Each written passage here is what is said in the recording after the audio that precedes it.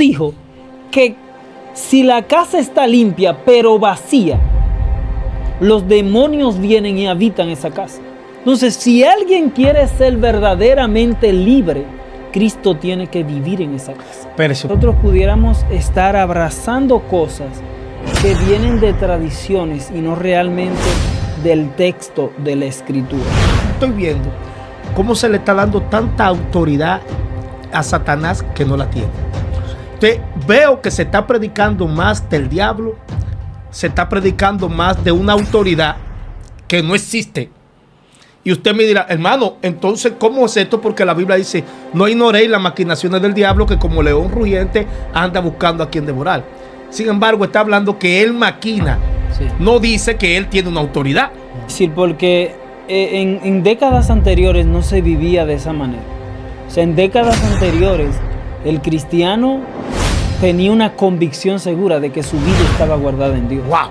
Pero hoy por hoy, de alguna manera, el sensacionalismo ha llevado de alguna manera a enarbolar una autoridad a Satanás que realmente él no tiene y que nunca ha tenido.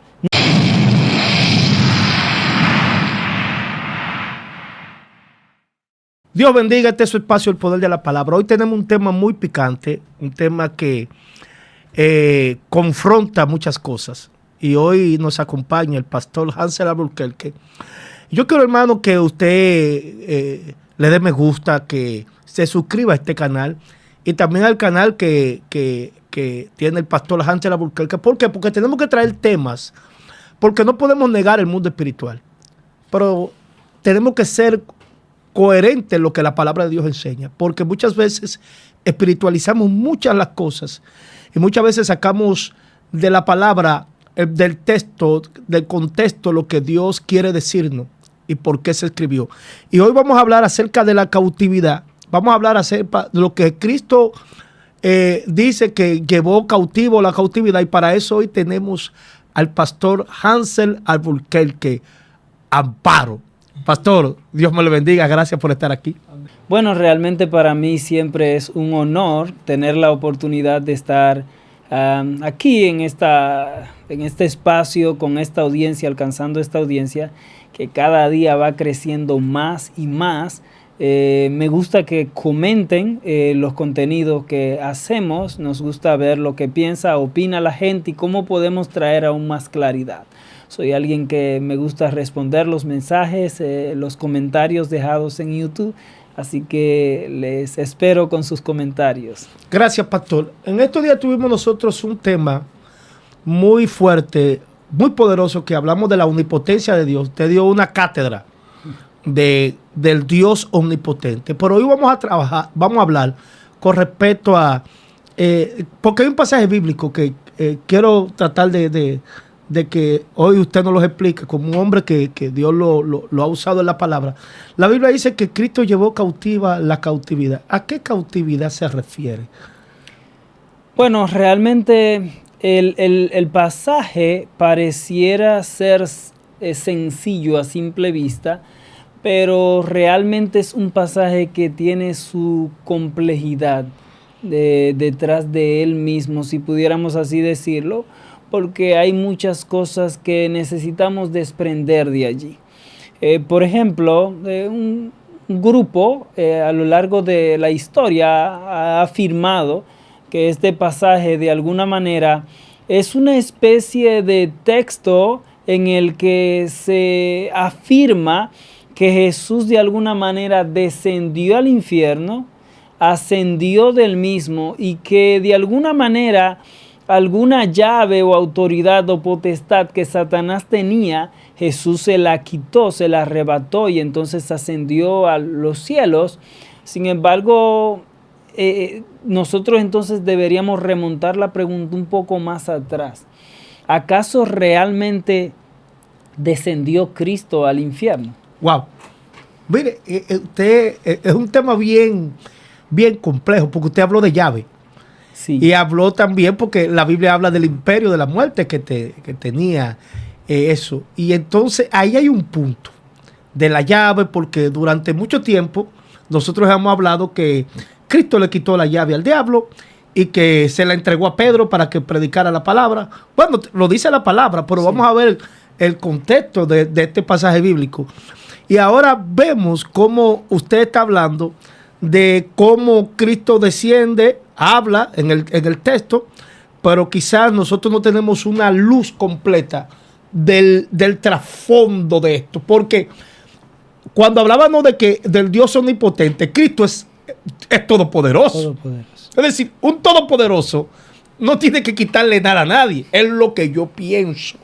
Entonces, pastor, nosotros queremos que usted nos ayude ahí en ese punto. Sí, realmente nosotros debemos de tener cuidado con las convicciones que nosotros abrazamos, las cosas que nosotros afirmamos, porque de repente nosotros pudiéramos estar abrazando cosas que vienen de tradiciones y no realmente del texto de la Escritura. Y digo esto precisamente porque, por ejemplo, para muchos Jesús descendió al infierno y de alguna manera Él fue al infierno. Cuando fue al infierno le arrebató a los demonios, a Satanás, la autoridad que Él tenía. Sin embargo, ¿qué autoridad Satanás tenía? ¡Wow! Es lo primero que nosotros debemos de replantearnos, porque debemos de abordar preguntas. O sea, la Biblia hay que analizarla también a la luz de la lógica y de la razón. Yo no puedo decir o citar la Biblia o citar una frase sin que haya algún fundamento, alguna lógica, algún razonamiento. Entonces, si Cristo es el Todopoderoso y si de Él es todo el poder y toda la autoridad, entonces, ¿por qué Él entonces tiene que descender al infierno a quitarle autoridad a Satanás? ¿Qué autoridad? Si el mismo Jesús dijo, ninguna autoridad te es dada, sino aquella a la que el Padre te ha permitido tener.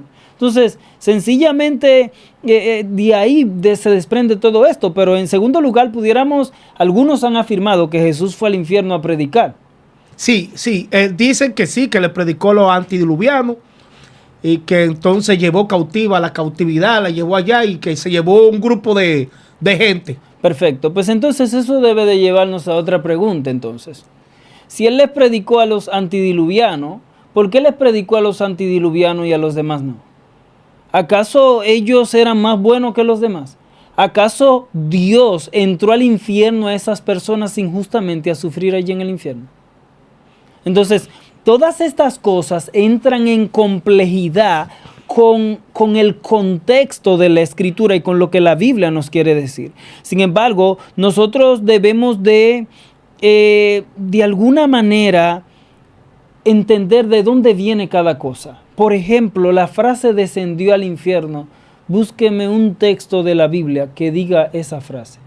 No dice que descendió al infierno. La Biblia nunca afirma, y pienso que un hecho tan trascendental como este debió haberse registrado en la Escritura. Sin embargo, la Biblia no dice que Jesús descendió al infierno. A la parte más bajas o más profundas. La palabra descendió al infierno viene de los credos y aparece en el credo de Orígenes del 390 después de Cristo. Estamos hablando de 290 años después de haber muerto el último de los apóstoles. O sea, no es algo que viene de los apóstoles, no es algo que viene de la Biblia, no es algo que es algo que nosotros lo hemos venido tomando por tradición. La Iglesia Católica ha afirmado esto durante generaciones, que Jesús descendió al infierno para apostillar, asegurar,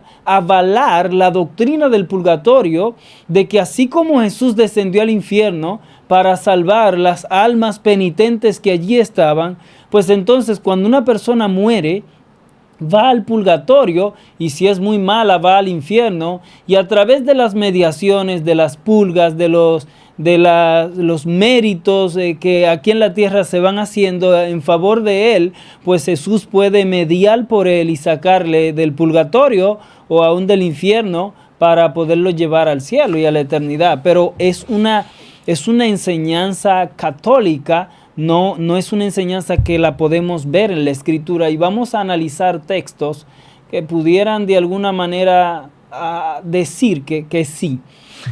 Hay un problema que yo he visto, porque nosotros hablamos del Dios grande, del Dios todopoderoso, del Dios fuerte. Inclusive Isaías habla en un momento que el Señor dice, yo no conozco fuerte, no veo ninguno. Sin embargo, el Señor le habla a Job, le dice, ¿dónde tú estabas cuando yo hice los cielos y la tierra? Y cuando yo creé todas las cosas. Pero ahora estoy viendo cómo se le está dando tanta autoridad a Satanás que no la tiene. Entonces, veo que se está predicando más del diablo, se está predicando más de una autoridad que no existe. Y usted me dirá, hermano, entonces, ¿cómo es esto? Porque la Biblia dice, no ignoréis las maquinaciones del diablo, que como león rugiente anda buscando a quien devorar. Sin embargo, está hablando que él maquina. Sí. No dice que él tiene una autoridad. No. Y también dice que anda como acechando, al acecho. Ahora, ¿por qué entonces nosotros atribuimos? Yo quiero que usted me explique esto, pastor. Atribuimos tanta autoridad, ¿por qué hay este miedo? Si Cristo es el Todopoderoso, tiene toda la autoridad y no tiene que quitarle autoridad a alguien que no la tiene. Entonces, ¿por qué sucede que nosotros, y hablaba de la creencia, de lo que ha venido del tiempo católico y toda esta cuestión, ¿por qué nosotros entonces caminamos en esto? ¿Por qué tenemos una sobreespiritualidad? ¿Qué es lo que está pasando hoy en día? Yo sé que esta pregunta es un poquito fuerte. Es difícil porque en décadas anteriores no se vivía de esa manera. O sea, en décadas anteriores el cristiano tenía una convicción segura de que su vida estaba guardada en Dios. Wow, esa y palabra aún los apóstoles también tenían una convicción segura, mi vida está guardada en Dios. Y así vivían. Pero hoy por hoy, de alguna manera, el sensacionalismo ha llevado de alguna manera a enarbolar una autoridad a Satanás que realmente él no tiene y que nunca ha tenido, nunca ha sido de él. Por ejemplo, hay teorías acerca de la expiación de Cristo que de alguna manera presenta a Satanás como el Todopoderoso. Me explico en ese sentido. Hay una teoría que postula, por ejemplo, y viene del mundo pentecostal, que postula que cuando Jesús murió y descendió al infierno, murió para entregarle a Satanás en el infierno el pago de indemnización por nuestra culpa y nuestros pecados. Sin embargo, esto pudiera escucharse hasta diabólico, satánico, porque cuando nosotros pecamos, no pecamos contra Satanás, ni contraímos una deuda contra Satanás. Contraímos una deuda contra Dios, porque pecamos contra Dios y ofendimos a Dios. Entonces, cuando Jesús muere en la cruz del Calvario, Él está pagando a Dios, está pagando a sí mismo una deuda para hacernos justo, para pagar la fianza de nuestra ofensa cometida contra Dios. Entonces, decir que Jesús está pagando a Jesús a través de su muerte esa deuda que había contra él, eso no es bíblico, es contradictorio. La teoría de la influencia moral es una teoría que dice que de alguna manera Jesús murió para vivir una vida moralmente correcta, para que nosotros sigamos ese ejemplo de vida moral. Y de alguna manera esto nos entra en complejidad, en conflicto, porque nosotros no tenemos esa capacidad de vivir como Jesús vivió. Entonces, por último, entonces llegamos al punto de que descendió realmente Cristo al infierno. Bueno, es una frase que nunca aparece en los escritos, es una frase que viene del mundo católico. Y entonces, ¿cómo digo? Porque la Biblia dice que descendió a la parte más profunda de la tierra. Entonces, ¿cómo interpretamos ese punto? Bueno, cinco pasajes que brevemente quisiera abordar en este momento para poder traer realmente luz a todo esto. En primer lugar, cuando nosotros vamos a los diferentes credos, no aparece la frase descendió al infierno. Los credos fieles de las personas, de estudiosos serios de las escrituras, desde el año 200 en adelante, que escribieron el texto, nunca introdujeron la frase descendió al infierno. fue una frase que aparece 390 lo más temprano y los 650 lo más tarde después de Cristo. Se introduce esa frase, o sea que no está ahí en el tiempo de los primeros estudiosos de las Escrituras, los primeros llamados padres de la iglesia. Pero posible apoyo para pensar que Cristo descendió al infierno. Bueno, en el libro de Hechos capítulo 2, texto 27, es un texto muy práctico, muy sencillo, pero que muchos han dicho, esta es una posibilidad de un pasaje que diga que Jesús descendió al infierno. Hechos capítulo 2, texto 27 dice: porque no dejarás que mi alma en el Hades,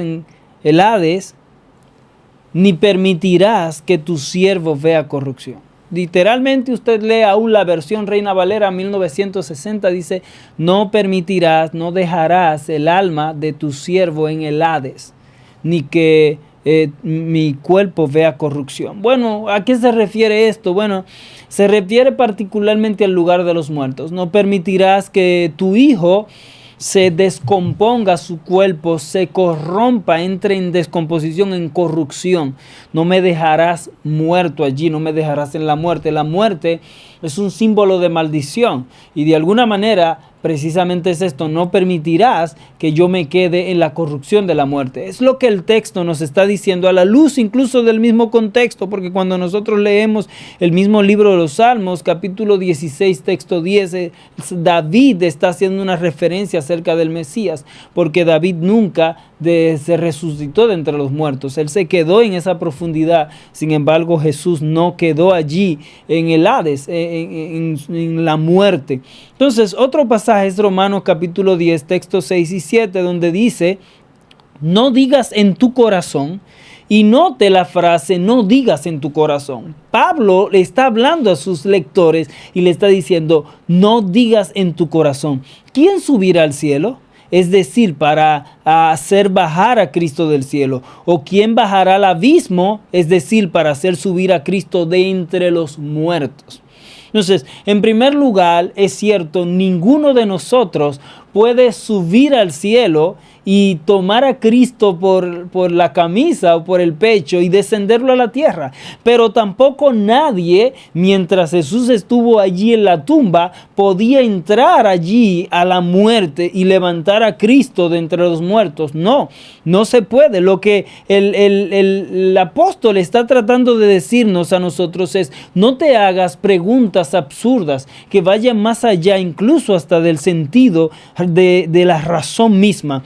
Entonces, la intención de Pablo es esta: que nosotros vivamos bajo una convicción firme. Incluso más adelante en el mismo pasaje, el apóstol Pablo afirma de que Cristo no está tan lejos como allá en el cielo, ni Cristo está tan lejos como en una tumba. Él está cerca, y por eso dice más adelante: Él está tan cerca que puedes confesarle con tu boca y creer en tu corazón y serás salvo.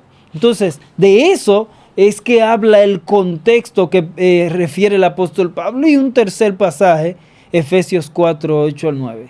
Es el pasaje más complejo respecto a esto, porque Pablo dice: por lo cual dice, subiendo a lo alto, llevó cautiva la cautividad y dio dones a los hombres.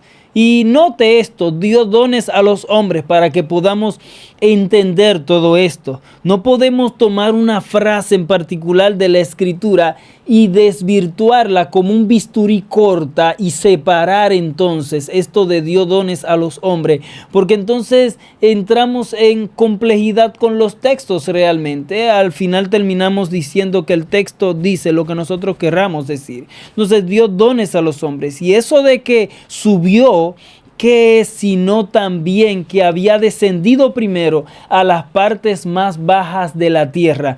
Bueno, ¿qué significa todo esto? Bueno, lo primero es... No, espérese un momento ahí. Hago esto, porque ahí hay un punto y en el cual yo ahora lo entiendo. Excúseme que la haya interrumpido. Sucede que nosotros hemos hablado del texto primeramente de una descendencia. Dice: desciende y llevó cautiva la cautividad. No. Habla que él asciende y lleva cautiva la cautividad. Y luego dice: dio dones a los hombres. Y dice: ¿y qué es esto que descendió? Sino que primero ascendió a la parte más profunda. Entonces, siempre se ha hablado lo siguiente. Y qué bueno, pastor, que usted haya dicho eso. Que siempre se ha hablado que el primero, allá abajo, ese texto malinterpretado que hoy, ahora lo estoy entendiendo porque yo mismo estaba confundido. Sí. Que no, que él estaba allá abajo. Y allá abajo agarró todas las cuestiones, llevó cautiva la cautividad. Y ahí mismito, entonces, no, el texto no dice eso. Dice que ascendió. ¿Y qué es esto? Que llevó cautiva a la cautividad y dio dones a los hombres. Escúcheme que le haya interrumpido, pastor, porque hoy yo puedo ver con claridad. Porque muchas veces sacamos un texto de contexto. Sí. ¿Y por qué hablo de esto? Porque, escúchame, pastor, que le haya interrumpido. Porque he tratado con muchas personas y quise hacer este video con usted. Porque he tratado con muchas personas que todo el tiempo están atados. Y demonio, y atado. Está bien, vamos a orar por ti. Disculpe. Pensemos en que nos encontramos con alguien llamado Raulín. Y me disculpa alguien que se llame Raulín, que sea uno de nuestros seguidores. Raulín no es cristiano, pero está atado. Sí. Oramos por él, echamos fuera los demonios. Increíble, Dios echa fuera los demonios. El muchacho queda libre. ¿Te quieres convertir, Raulín? No. ¿Qué usted cree que pasará mañana con Raulín? Los demonios van a volver otra vez a atarlo. Yo no le encuentro ningún sentido a andar en el mundo como un cazademonio, limpiándole casa a los demonios para que ellos vivan allí. En una ocasión tuve la experiencia de alguien que estaba endemoniado. Y oramos por él. Dios obró en su vida y fue libre. Y yo le dije, ¿quieres convertirte a Cristo? No. Yo le dije a esa persona, por ti esta noche, realmente no se ha hecho nada ni ha pasado nada. Porque es una casa limpia para que Satanás vuelva a habitar allí. O sea, Jesús dijo... Espérese un momento. Jesús dijo que si la casa está limpia pero vacía, los demonios vienen y habitan esa casa. Entonces, si alguien quiere ser verdaderamente libre, Cristo tiene que vivir en esa casa. Espérese un momento. Espérese porque usted ahora entra a un tema. Vamos a hablar ahora de los cristianos. Esto es, hermanos, cristianos. Porque yo estoy dando una enseñanza de que usted es libre ya. Yo estoy trabajando con esto de la libertad porque estoy viendo que muchas personas me han llamado, pastor, ore por mí que estoy atado, ore por mí que estoy atado, y yo le estoy tratando de educar por la palabra, porque de verdad una vez yo caí endemoniado, siendo un nuevo convertido, pero oraron por mí, yo fui libre, y yo jamás he vuelto otra vez a caer endemoniado. ¿Qué pasa entonces con un cristiano que hoy se le ora, queda libre, y al mes vuelve y se le ora, porque está atado nuevamente? ¿Qué está pasando ahí, pastor? Explíqueme. Perdón. Esto. Discúlpeme. Sí. ¿Usted cree que Cristo habita en un lugar junto con los demonios? Ay, Dios mío. Ay, pastor. Ay. Entonces, ¿cómo yo puedo explicar que un cristiano endemoniado tiene a Cristo y a los demonios a la vez dentro? Ay, pastor. ¿Cómo usted puede explicar? Mira, usted me está buscando un problema. Yo estuve haciendo unas entrevistas con respecto a la liberación. Es que es cuestión de sentido de lógica y de razón. Es así de sencillo. Pero un pastor me dijo... En segundo lugar, diga. Discúlpeme, porque la palabra es nuestra guía. Sí. Bueno, mencióneme un texto de la Escritura, un versículo de la Escritura, donde un cristiano, verdaderamente cristiano, cayó endemoniado en la Escritura. No aparece. Eso no existe. No. La Biblia dice, el que el Hijo del Hombre libertare, será verdaderamente libre. Bueno, hay problema. No existe forma, no existe razón de eso. Bueno, ¿y qué usted me dice de los cristianos que han caído endemoniados? Bueno, yo puedo hablarte de las personas que caen endemoniados. Él es una persona que cayó endemoniado, no un cristiano. Porque un cristiano es descrito, conocido como alguien donde Cristo vive, donde Cristo habita, un seguidor de Cristo, un soldado de Cristo. Eso es un cristiano. De hecho, la palabra cristiano proviene de allí. el término iano se utilizaba como unión yuxtapuesta de los seguidores de un general. Por ejemplo, a los que seguían al general Tito se les llamaban titianos. Los que seguían al general Sirio se les llamaban sirianos. Y a los que seguían a Cristo se les llamaban cristianos. Entonces, es un soldado de Cristo, es un discípulo de Cristo, es un esclavo de Cristo, es alguien donde Cristo vive. Entonces, mi pregunta es, ¿acaso vive Cristo con los demonios en el mismo lugar? Entonces, eso es incoherencia. Pastor, pero yo le voy a segundo decir lugar, algo. los demonios son tinieblas, Cristo es luz. El mismo Cristo dijo, ¿acaso habitará la luz junto con las tinieblas? Y entonces, explícame eso, porque yo he visto gente que están en la iglesia, tienen años en la iglesia, Sí. predican, Sí. hablan lengua, Dios lo usa, y caen endemoniados. ¿Cómo te ves? Entonces, vamos a partir de ahí diciendo hay que hay problema aquí entonces hoy. estamos partiendo de la premisa de que todo el que está en la iglesia es cristiano solo ya por estar en la iglesia. Ay, Dios mío. Entonces, Ay. si esto es así, debemos invitar a todos los impíos a que asistan a una iglesia local y eso los convierte en cristianos. Que traten de vivir decentemente, que se bauticen y ya son cristianos. Está bien, no. Vámonos a otro punto. Pero es porque aquí hay un problema, aquí hay un lío ahora. Es la Biblia. Está bien. Pero puede ser influenciado un cristiano.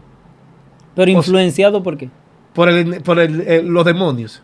Pero es que el día que un demonio se metió en la vida de un cristiano, esa persona no es cristiana. Porque es que, ¿y cómo? Entonces Cristo sigue viviendo Ay, Dios allí. mío, ay, qué problema. No solo esto. Vamos a Efesios capítulo 5, textos 22 en adelante. La Biblia nos dice en Efesios capítulo 5, texto 22 en adelante, que nosotros estamos unidos a Cristo, que Cristo y nosotros somos uno. Ahí la Biblia nos habla acerca de nuestra unión con Cristo y de nuestra unión en Cristo.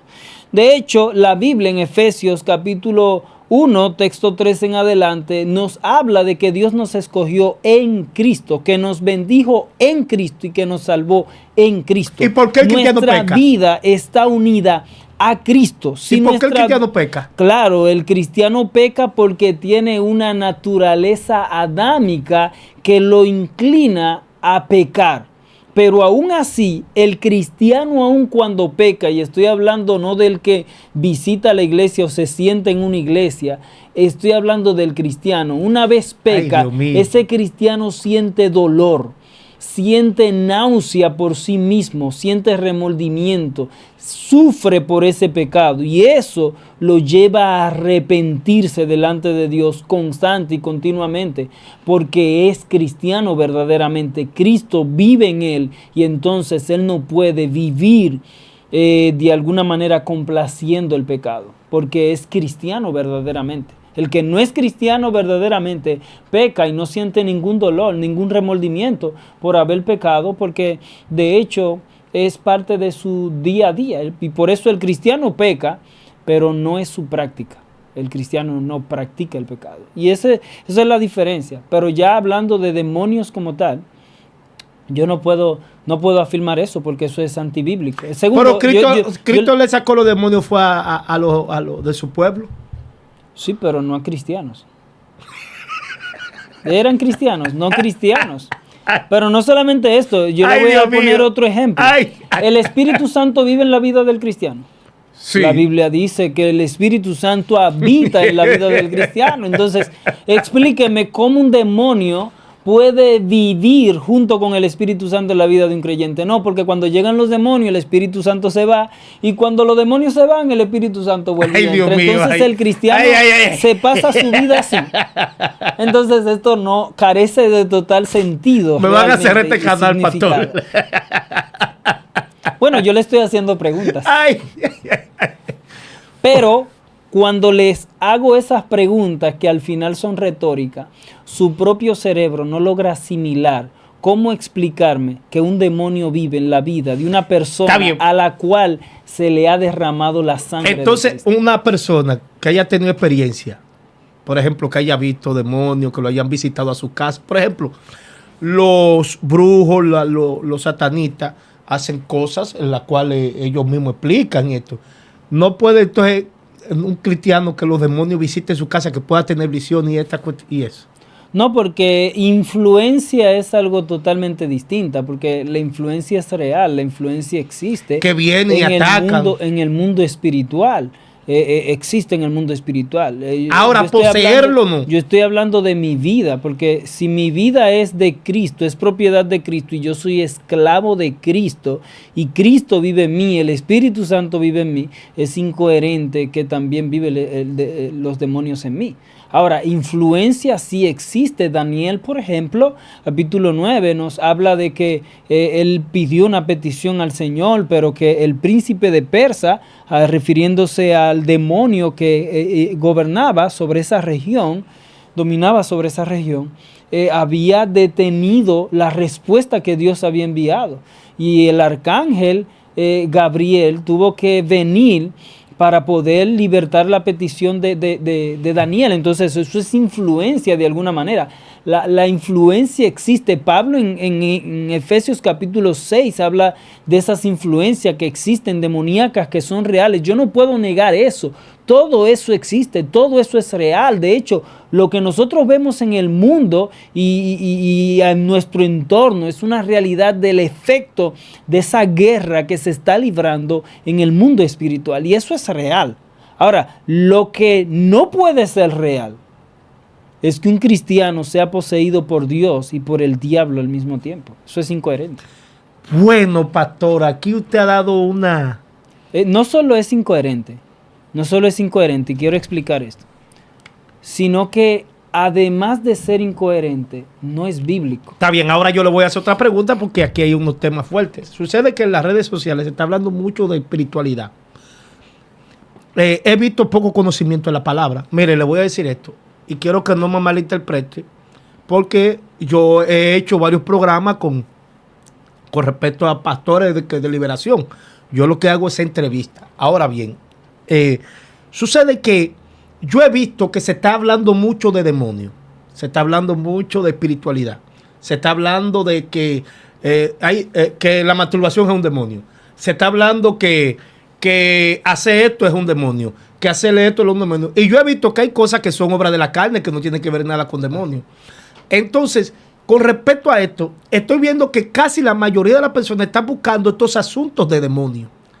La pregunta es, ¿por qué el hombre siempre quiere buscar cosas que sobrepasan, por ejemplo, sobrenatural, cosas espirituales, cuando la palabra de Dios nos dice que nosotros estamos escondidos en Cristo? Pero ¿cuál es la razón? ¿Y por qué una persona todo el tiempo, usted le ora hoy, le ora mañana, aman a Dios, viven con lucha, dicen que son demonios, que son ataduras? ¿Puede haber que sea un pecado reincidente o es que esas personas necesitan una liberación? No sé si me doy a explicar. Sí. O que son residentes al pecado, porque la palabra inclusive dice que muchos pecan y tienen su mente cauterizada y viven pecando constantemente y creen que son demonios. Sí. Por ejemplo, ven pornografía, es el diablo. Me masturbo, es el diablo. Se me levantó, es el diablo. Explíqueme eso, pastor, porque ya usted me ha metido un lío en este programa. Muchas veces las personas quieren descargar su propia responsabilidad. Quiere descargarse de responsabilidad. Las personas no dicen yo soy el culpable. Yo alimenté eso en mí.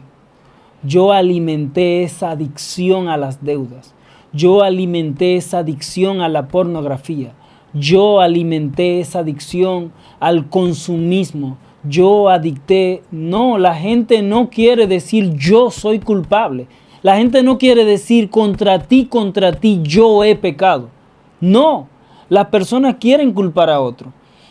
Adán culpó a Eva, Eva culpó a la serpiente. Hoy las personas quieren culpar a la serpiente. No.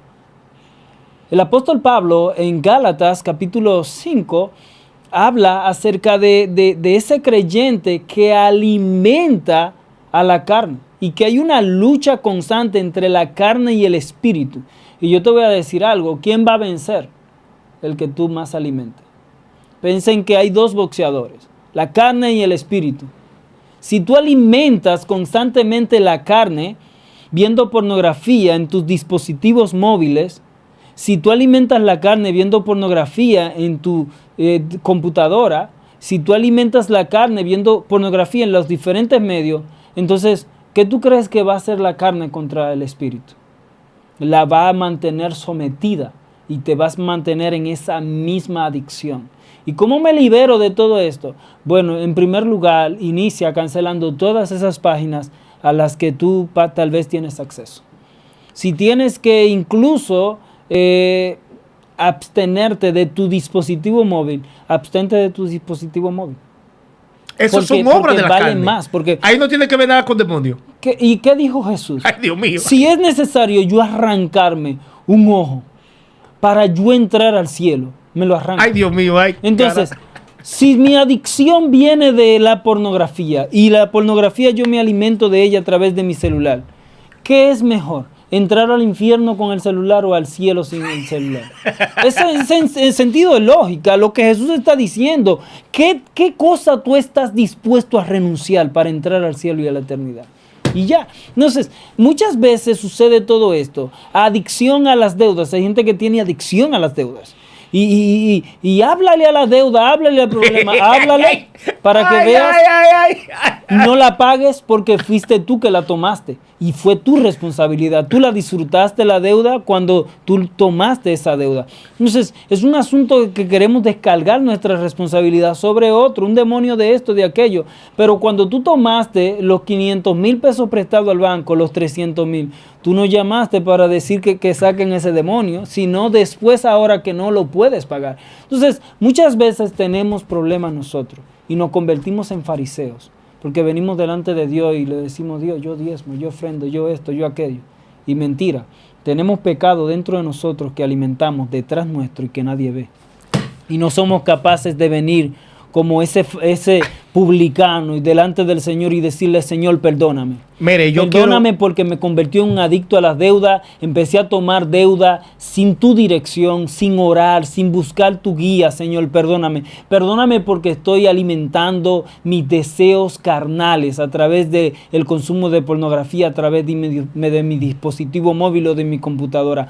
Perdóname, Señor. Perdóname por las veces que yo he alimentado más mi carne que mi espíritu. Perdóname, Señor, las veces que yo he puesto por encima del compromiso por ti y por tu reino, en lugar de estar buscando los bienes y los deseos de este mundo. Perdóname, Señor. Muchas veces no somos sinceros con Dios. Vamos delante de nuestra habitación y le decimos, Señor, si en algo contra ti he pecado. Pero sabemos que a las 3 de la tarde del día de ayer vimos a una mujer y la vimos de maneras malsana y la codiciamos. Y no somos capaces de ir delante del Señor y decirle, Señor, perdóname por esa mujer que vi en la Churchill allí, esquina 27 de febrero, que mientras pasaba yo la codicié, Señor, y la miré de manera malsana. Perdóname, Señor. No, queremos venir delante de Dios como que nosotros no hemos hecho nada. Perdóname si algo he hecho contra ti. Entonces, todo eso va alimentando nuestra vida. Yo le voy a contar un testimonio y lo voy a decir en este lugar.